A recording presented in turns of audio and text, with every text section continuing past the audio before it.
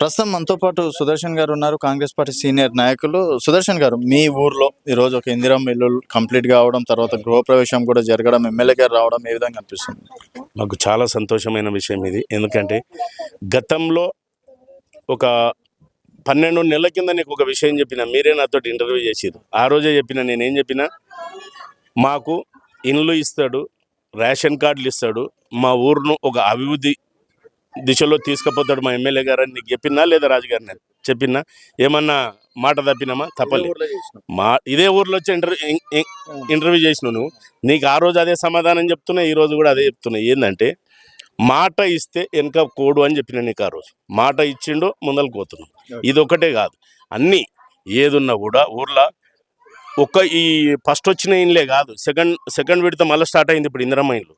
3rd, 4th, 5th విడత వరకు ఉన్నది. 5 ఏళ్ళల్లో ఎన్ని ఇళ్ళు కావాలి అన్ని ఇళ్ళు కట్టుకోమంటుండు మా ఎమ్మెల్యే గారు నన్ను. అది పెద్ద మాట నాకు. అది ఇంకొకటి ఏంటంటే, అన్నిటికంటే ముఖ్యం, ఇంతకుముందుకు ఆయన మీరే ఇంటర్వ్యూ తీసిరు ఆయనతోటి. దర్శన్ నా అనుచరుడు, నా నమ్మక బంటు అని చెప్పిండు. ఇంకంతకంటే నాకు ఇంకేం చేయాలి? అదే చాలు నాకు మస్తు.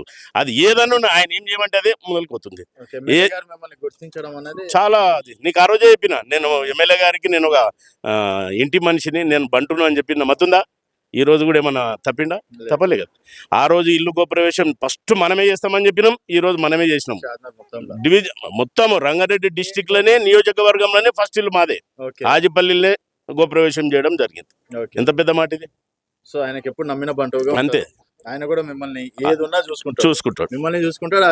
ఆజిపల్లినే చూసుకుంటాడు, నన్నే కాదు. నేను ఏదైనా చేస్తే నా మీద చిరాకు అయితే మళ్ళీ ఇట్లా కాదు అట్లా పోవాలంటాడు. కానీ ఆజిపల్లి అంటే ఆయనకు చాలా ఇష్టము. ఇప్పుడు మీరే ఇంటర్వ్యూ కదా, ఆజిపల్లికి ఏ సమస్య ఉన్నా తెల్ల కాగితం మీద పంపించినా నేను పని చేసి పెడతా అని చెప్పిండు. అంతకంటే ఇంకేం